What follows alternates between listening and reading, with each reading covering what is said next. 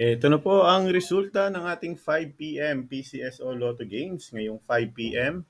May 30, 2024. Hawakan ng ticket at baka nanalo ka na.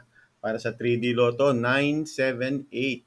978. 4,500 kung ikaw po ay nag-target or 750 kung kayo po ay nag-rumble. Para sa 2D Lotto, 1028.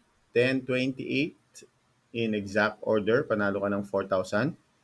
2,000 naman kung ikaw po ay nag-rumble dito. Thank you very much sa ating mga loyal subscriber. Kung hindi ka pa nakasubscribe, subscribe para lagi ka nang updated at pwede ka pang tumaya sa aming Lotto Outlet.